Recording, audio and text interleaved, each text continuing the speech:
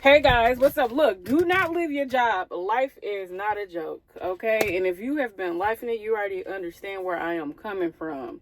I am a truck driver, and I've been a truck driver for almost 3 years now, okay? And so it took some experience for me in order for me to start seeing more money. And I still got more experience to go so I can earn even more money because there's a lot of money in the trucking industry and transport, period. You know, nothing moves without transporting. So, my first year, I kind of moved around. I thought I was going to start my own company. Well, I did start, let me get this correct. I did start my own company, but I thought it was going to go much more smoother than what it was. And so, once I seen that it was not going how I thought it would go, I became a company driver. So starting off, I had went to a someone that is an owner operator. He had his own company, and me and my friend worked for him for a little bit. He was paying us not by the miles, but like a percentage off of each load, and so it was okay. And after doing that, one of his trucks had broke down, so we went and worked at a company and did team driving. And oh my God, that was crazy. That was crazy, y'all. That was crazy. Everything just started off bad. Now, my friend that I did the team driving with, he had been a truck driver at the time. I think about like 13 years at the time, and so he really didn't want to get back into trucking because he was doing like stocks, like trading and all that, and he was making a pretty decent, honest living. Why did I open it now? Because I did not want to eat the celery right now. I don't think. I don't know. So anyway, look, before I came to work, I want to say this too. Before I came to work, I went to Publix and got me some food. I got a salad. I got fruit. So this is the fruit that I got. This is mixed fruit. We're going to stay on track too. And then I got this like Mediterranean style salad. This salad is so good. It's not my first time. I went to Publix. If you don't have a Publix where you live, I'm sorry for you. They're usually in the southern areas. And then I got some snacks. This is the Poppycock popcorn. It has like pecan and clusters. I got some organic bananas. Okay, because we need that. We need them organic bananas. They were kind of high too. I got sunflower seeds because I need protein. I think I'm gonna sprinkle some of this on my salad. And then I have a broccoli cheddar soup by Panera Bread, but I bought that from what's it called, y'all? Publix. I bought that from Publix too. So I don't know if I really want to eat. Oh, I had also bought this drink. This Arden's Garden drink. They sell it at Publix. Okay, this is Beat It Better. Okay, it has beets, it has ginger and apple in it, and it's 100% juice. When I tell you, it will give you the feel you need if you don't feel like eating breakfast. Definitely get you some of this. Grab some of this. Sometimes they be having sales. So anyway, I'm going back to the story. My friend was an experienced truck driver. He really didn't want to do it because he's doing well with his stocks and trading and all that. But he's like, you know what? I'm going to go ahead and do it. So, we did it. We went with, I'm just going to say the company name. Nah, we went with this company. We went with a company and everything was just bad. So after we did orientation. Once after we did orientation, we had got on a CATS account. So we were doing like Southern, basically, it was everywhere almost. The only place we didn't really get to touch was New York, but we were close. And I'm going to tell you how that happened. So, sorry guys.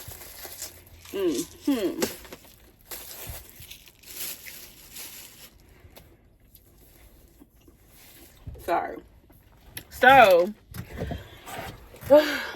after orientation, they bamboozled us and said, oh, your truck's actually not here. We're going to have to fly you out to Albuquerque. No, they didn't say fly. They was like, your truck's not here. We're going to have you guys drive out to Albuquerque. We like, how we going to drive there? We're going to pay for you to get a rental. We like, what? And they were like, yeah, are we getting paid for this? No, we're not going to pay you to drive there to get a truck so you can work. Huh? Because that's working. That's working. We was like, nah, we decline. We don't want that. So they was like, well, let us see what we can do. So they got us plane tickets. Y'all. Once we got to Albuquerque, New Mexico, they put us in an Uber. and they could not find where the truck was at. We were lost. The Uber driver was really kind and nice, and he started like getting mad at them because it's like, you flew these drivers out here and you guys can't locate the truck. So they was like, well, can you they asked him, well, can you stop them like at a trucker stop, and we gonna figure it out. He's like, okay. He said, but that's still not cool. He's like, Albuquerque's not that safe. And he was like, that's not fair. So long story short, we get dropped off there. We was there maybe like an hour or more. They finally ended up locating the truck. Turns out that the truck was left at a shop to get repaired. So they get us an Uber to pick us up. We get to the shop, and the truck is disgusting. I'm going to post videos about this too. I have videos from it. The truck was hideous. It was disgusting. I said, absolutely not. I was like, I will clean it. I said, but this says something. This driver was so displeased with this company that they left immediately. They didn't even care. They was like, F this company, I'm good. So anyway, the truck was discussing. I asked, could we get brand new mattresses? Because we was already at it was a Freightliner, so we was already at Freightliner. And they were like, yeah, just tell them to bill us. So we did get new mattresses out of the box.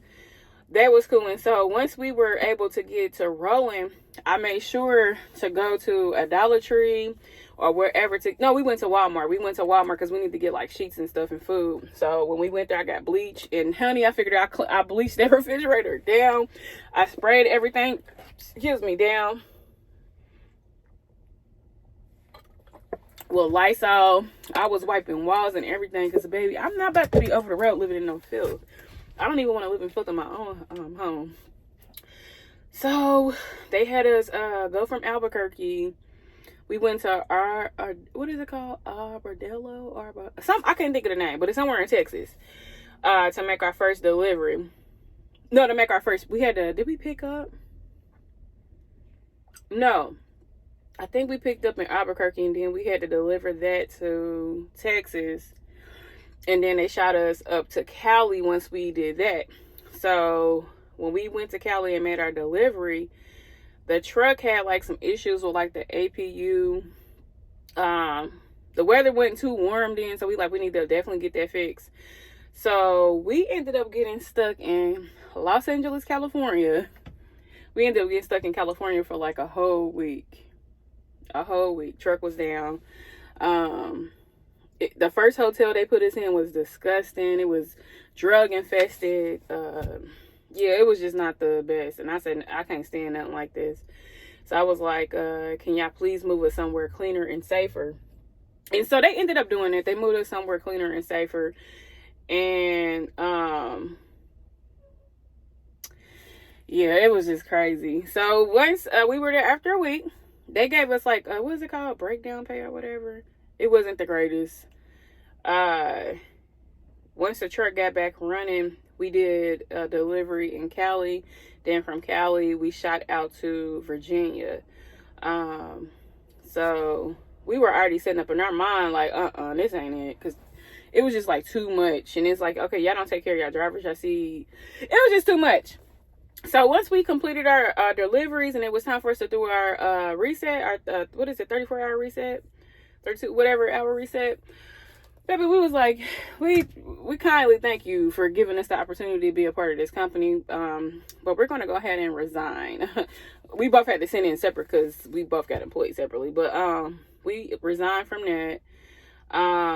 I just started looking for other jobs, but I kept getting work in Texas. So I'm like, let me try. I think I want to move out here. I had tried to move to Texas 13 years ago, but I had a lot of life changing events. So the first one, before I was trying to move to Texas, I ain't gonna say that one. So the first one the second one was my youngest sister had got murdered. She was in a domestic violence relationship, and her child's father took her life in front of her two kids.